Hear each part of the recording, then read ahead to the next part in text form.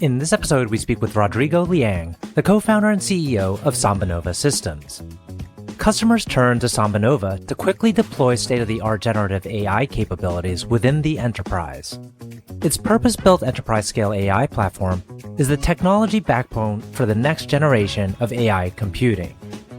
Headquartered in Palo Alto, California, the company was founded in 2017 by industry luminaries and is backed by investors including SoftBank, funds and accounts managed by BlackRock, Intel Capital, Google Ventures, and other notable investors. I'm your host, RJ Lumba. We hope you enjoy the show. If you like the episode, click to follow. RJ Lumba is the executive chairman of Market Insight Media and the managing partner of GrowthCap. He is the host of Great Entrepreneurs, a podcast for driven entrepreneurs and business owners. Our podcast covers all topics related to the entrepreneurial journey, from ideation to execution to optimization and to reaping the rewards of a well-run business. In the minutes ahead, we'll share with you unique insights and tactics from some of today's most accomplished and inspiring entrepreneurs. Rodrigo, thank you so much for taking the time to chat with us today. It's a delight to be with you. Yeah, thanks for having me, RJ. So you're in the very exciting area of AI. It is the buzzword of the year and past several years. You know, it's really impressive, I think, what SambaNova Systems does. I was just watched one of your demo videos, and it seems like it's more powerful, more accurate than ChatGPT. I'm generalizing, of course, but tell us about kind of the value proposition, which will give us a sense of the power behind SambaNova Systems.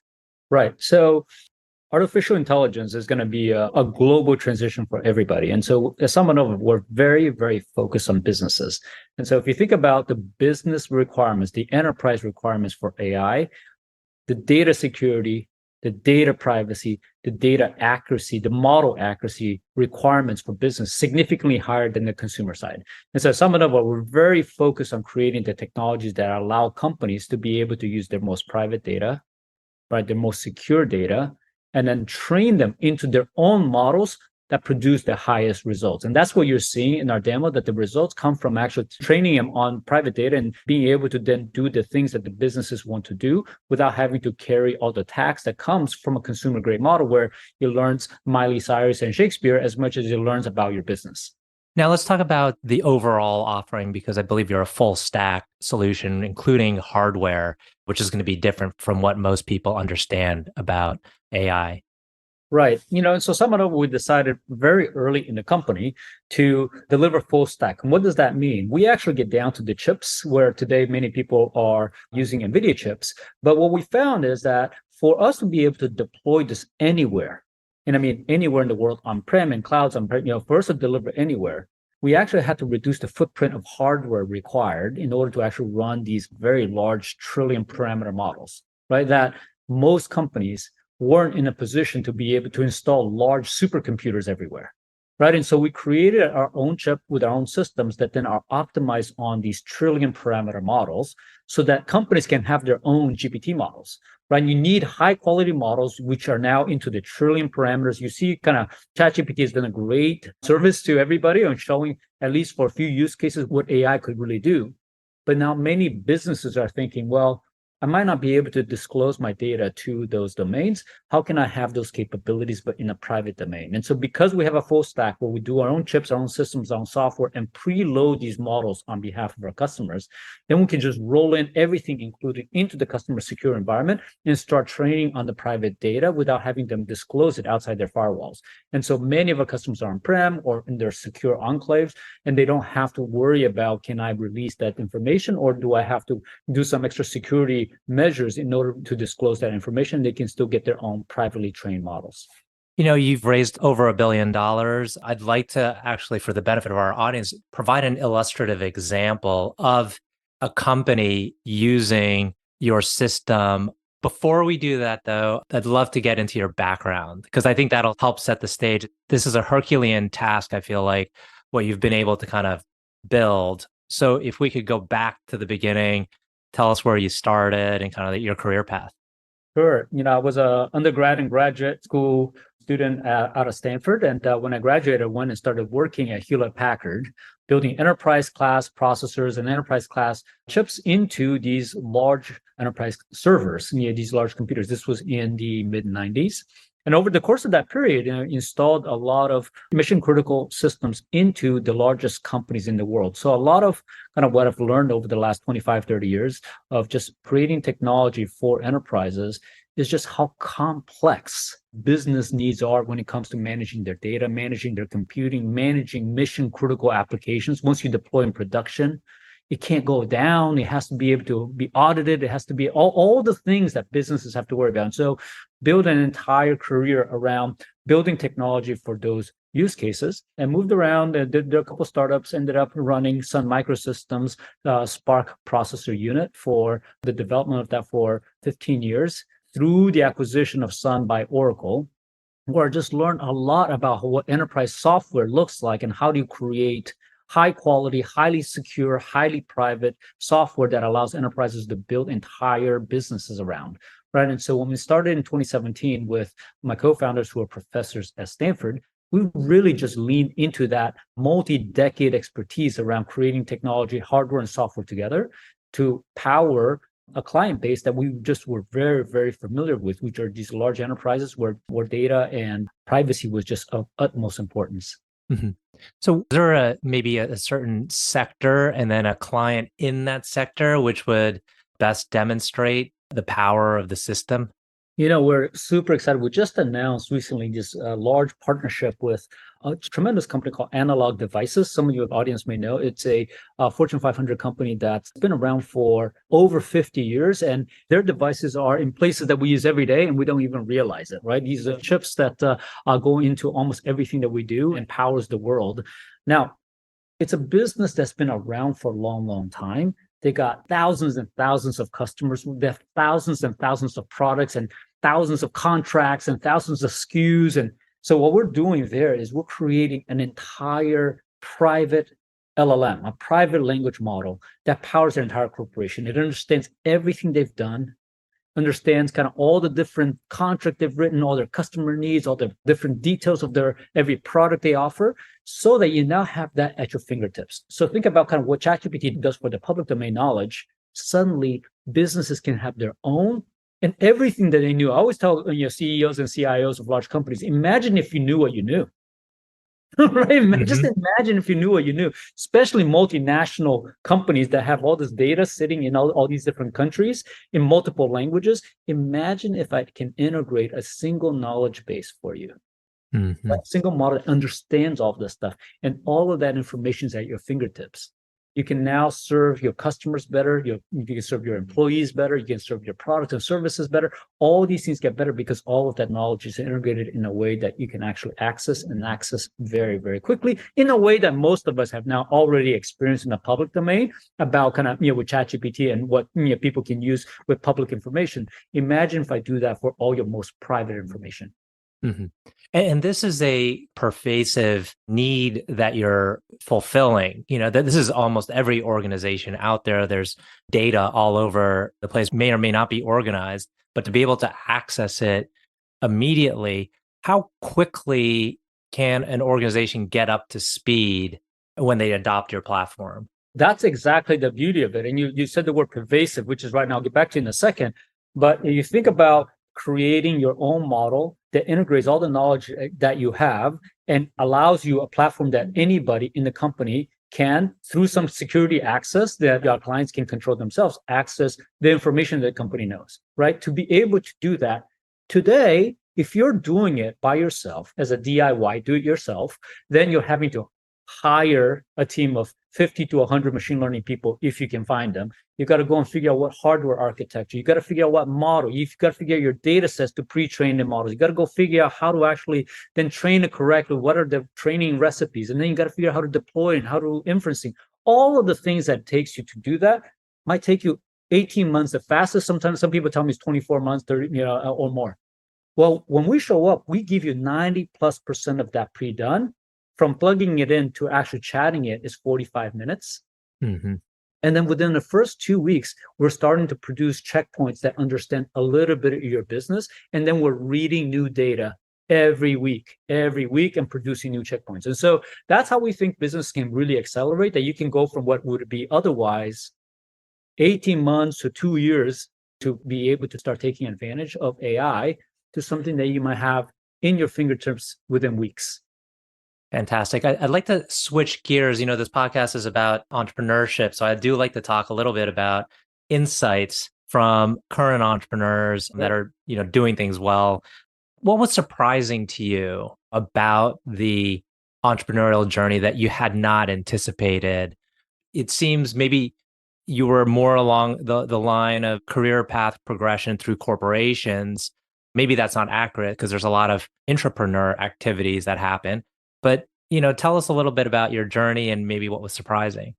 Yeah, I've been at two other startups before I started this one with my co-founders. And for me, it's always been about innovation. Right? For me, it's ultimately about, can we create something new that allows us to do something that could not be done before, right? And so whether the large companies enable you to do that or startup enables you to do that, that just depends on the timing and things like that, right? But to me, that was always the North Star. We're in tech, and so can we go create technology that is new and allows us to do something that couldn't be done before? And so as we kind of thought about this company, we started thinking about, well, where are we today in this journey? What was very clear back in 2015, 2016 was that AI was the next wave, right? Not too different from the internet, that AI was going to be so pervasive. You use the word pervasive. It's going to touch everything that we do. It's going to be in every single day of our lives, in every function of what we do. Is just a matter of a journey over the next 10, 15, 20 years before everything is AI enabled, right? And so it's a pervasive nature to it. But if you look at kind of where we were back in 2014, 2015, 2016, it wasn't really accessible to a broad range of people. It was actually too hard to gain the skill sets. The companies that we are focusing on now didn't have all those people to be able to participate, and the cost was extremely high. And so we really took that approach of thinking about a technology transition that was going to be generational, but we really wanted to make it accessible to everybody. And so what would it take in order to enable that? And that was the genesis of the company. Well, you have a very kind of ambitious undertaking that you're currently pursuing. You've raised a lot of money.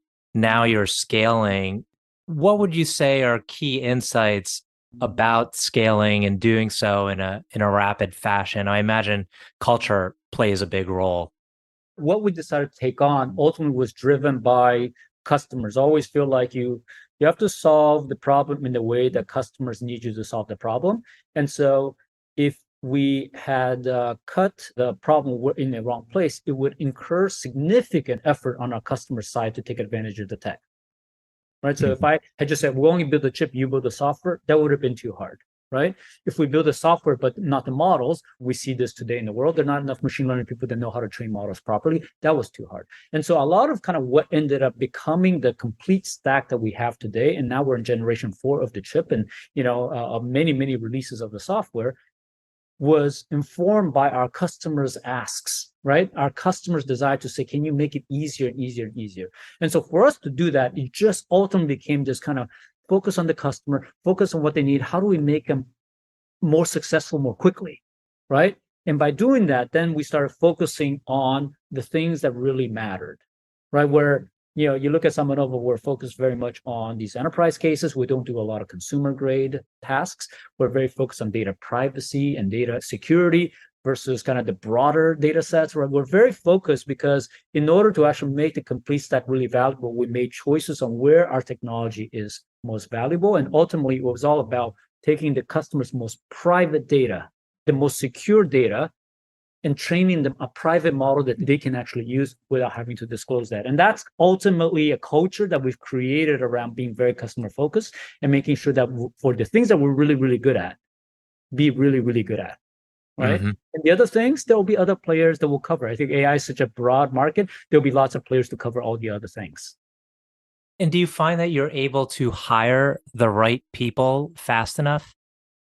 It's always a challenge hiring, from a company like ours, a talent first type of effort, right? And again, we very much focus on innovation. And so creativity and being able to get ahead of kind of where the market is today is going to be really important. I know one of the things that, we're always thinking about is well, what are some of the insights that we got out of this? Well, innovation doesn't really happen in the present. You're trying to figure out what's coming next, right? And so when people are thinking about Gen AI and you're thinking about kind of what you use it now, we're starting to think about, well, when it's deployed pervasively, by pervasive AI, what happens? And so we have to get people that can think ahead, see ahead of what the needs are, because development takes time, innovation takes time. And so you want to intercept it when the world's there, right? Not after the world got there, right? You got to intercept it when the world's there. And we think that pervasive AI is the problem that we have to solve. The models individually are okay, not that interesting, and all of us are solving it, but deploying it everywhere. Deploying it with security and privacy everywhere is something hard. And we have to find people that understand that problem, understand it, and have the creativity to figure out how to address that, given this entire platform around AI that we can use in order to solve that. A key component, and this is going to be an obvious statement, but a key component to your company being successful is the capital, having the right amount of capital there, the right partners. You've got an incredible set of investors, brand names, SoftBank, BlackRock, Intel, Google. How much of the makeup of that investor base, how much of that has influenced the success of the company and the path that it's on? Oh, super important. You have to get people who view the world through the same lens, right? That it's a journey. AI is going to be a journey. It's going to be a complete transformation to our industry, but we have to stay in it for the long haul. Right. And so you have to stay in, you have to continue to invest, you have to produce product after product after product, learn with the customers, engage with them, and then continue to improve. And so having these long-term investors in has been just tremendous, because not only, of course, they can support the company financially, but they also have this vision of how do we help the industry transform? Because these trillion-dollar industries, they don't change overnight. Right. And so you have to go on the journey with the clients as they learn about AI and as they transform their entire business to be all AI enabled. We're going to close with a couple questions, but before we do that, I'd like to get the best advice or insight you received about building a company. Well, I would say focus on customer needs. It's hard to create a product and then try to invent a need. Right? Think about what customer needs are and address that, right? If you have a need and you can solve that with a solution, you have a chance. You have a product without a need, that's significantly harder. Okay. Last set of questions. One, can you tell us about a person who has had a profound influence on you? I was thinking about that. I mean, so many people over my career have been so influential, but the more I thought about it, one of the things that kind of resonated when I was thinking about this the other day was my children. I have two children. They're one graduated from college already. One is in college. And I think about how I think about this company now versus when I started my career. Children teach you a lot, right? And why? Because there are days where you're micro and there are days when you're macro. There are days when you're focused on short term. There's days when you're focusing on long term. Right? Some days they just need you there today just to solve that one math problem with them. Some days they're worrying about kind of, well, what do I do when I grow up? Right. And so that tension of being able to go macro, micro, macro, micro, and thinking short-term, long-term, short-term, long-term is one of those things that is absolutely critical in doing any type of entrepreneur type of work. You're in there thinking about day to day, what do I do today and how do I solve today's problems? And yet you have to have this vision of where this thing is going, right? Because you can't get lost in the day to day and then wake up and realize that you're nowhere close to where you're supposed to be, right? But that tension of being able to constantly do the short term, if you're too strategic all the time and you're not worried about the short term, that doesn't work either because you're an entrepreneur. And so I saw a lot of parallels around like, well, what about that? And my two children have just taught me a lot about how to actually, keep those in balance and be able to continuously do those things so that, over time you're in the right place. That's a great insight. Okay, last question. Can you tell us about a charity, cause, or other endeavor that you're passionate about? I grew up in Brazil, where, again, I was fortunate enough to have great education, but not everybody does. And you see that across the world where education is so important, and yet access to it is not very easy to get. And so for me, education is so important. I've always been very supportive, both with my time and financial when I can, to support those. I've been on a number of education institutions where as part of the board to really help figure out how to actually continue to help the next generation, right? I mean, we're all here for a period of our productive lives in our career, and we kind of have to invest in the next generation. And so, we love to continue to be more active in that, and really kind of bringing a little bit more parity across the world on how to kind of make education more accessible to everybody. Excellent. Well, that's a nice note to end on. Rodrigo, I want to thank you again for taking the time. This has been a wonderful conversation. Great. Thanks for having me, RJ.